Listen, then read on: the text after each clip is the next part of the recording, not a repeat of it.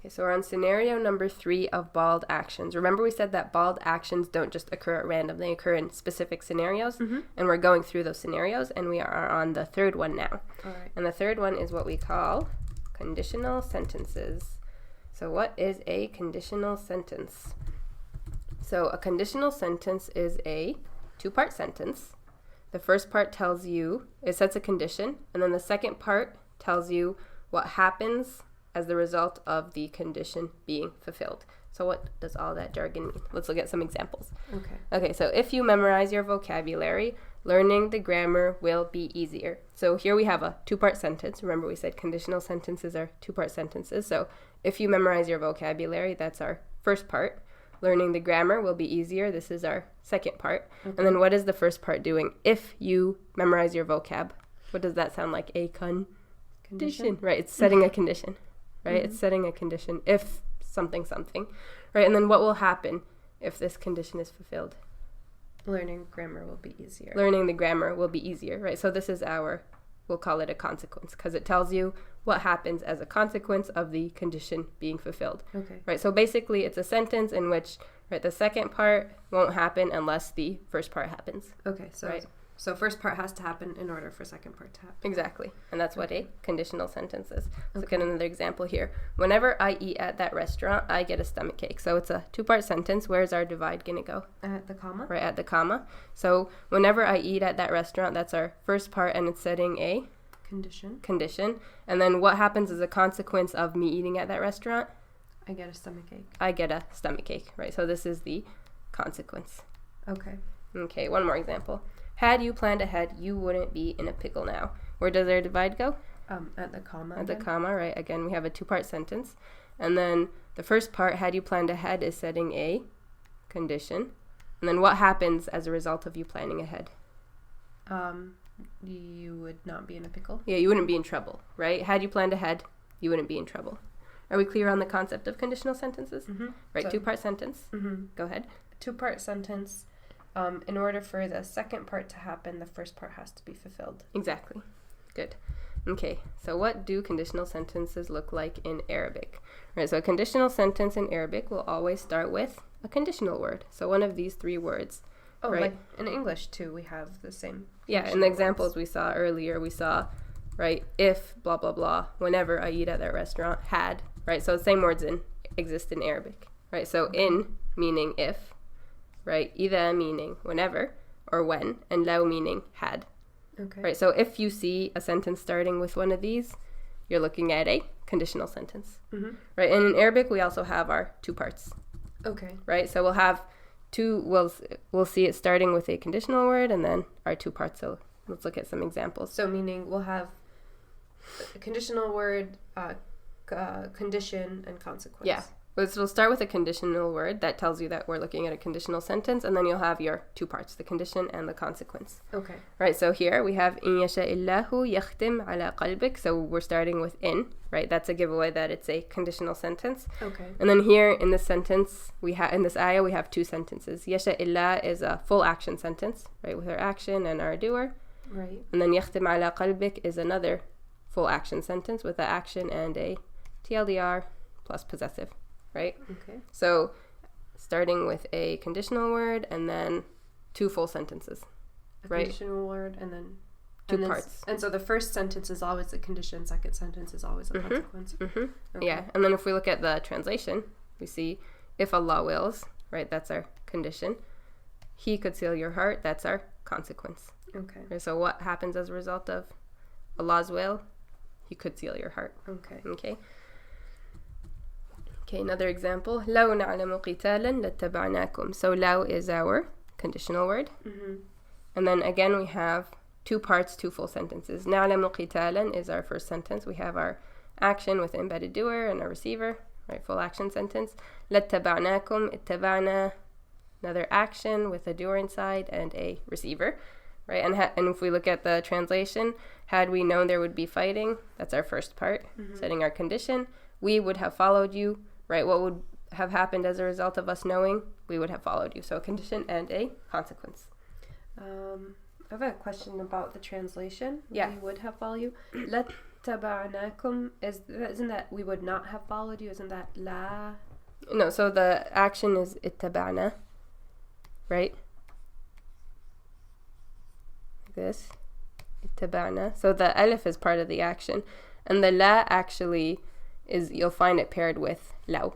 Right? The conditional word لو comes paired with la, and the la is actually a marker of the start of the consequence.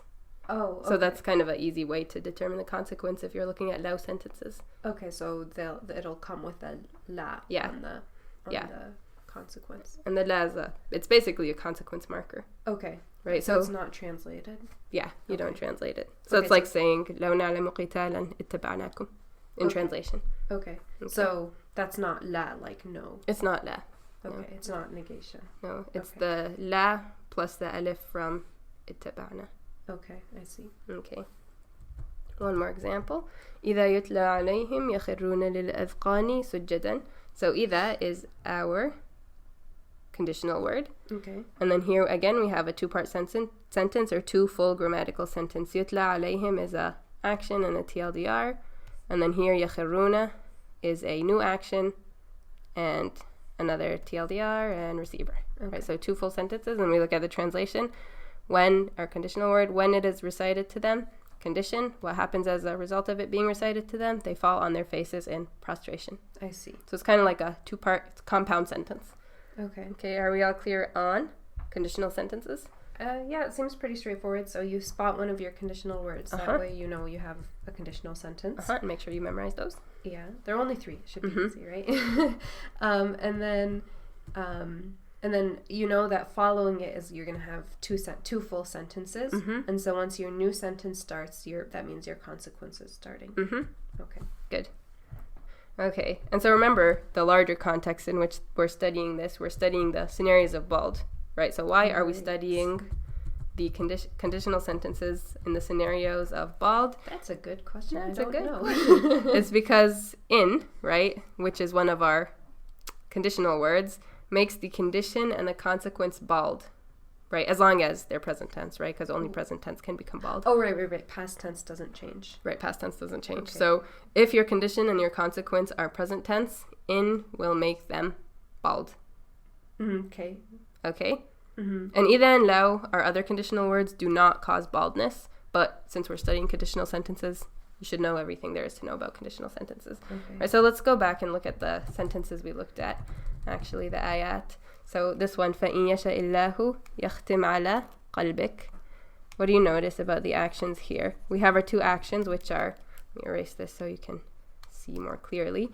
يَشَاء and يَخْتِم, which are both bald. Well, I see how يختم is bald. It ends in the sukun. That means it used to have a u at the end of lamma. So I see how that's bald. But يشاء. يشاء, yeah. So how is that bald? Yeah. So يشاء was originally يشاء with a sukun, but it's followed by what word? Allah. And we said that when you have a word ending in a sukun followed by a alif lam, the sukun turns into a kasra for flow.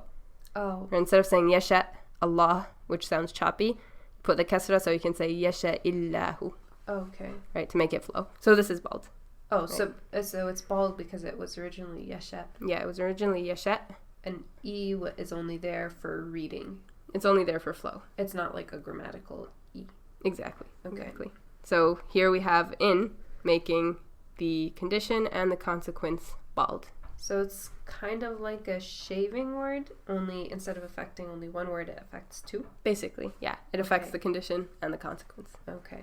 Very good, very good. And if we look at our other sentences, لو نعلم قتالا لاتبعناكم, we said, remember, لو and إذا do not cause baldness. Okay. Right? So, لو نعلم, we see, is a perfectly normal present tense action.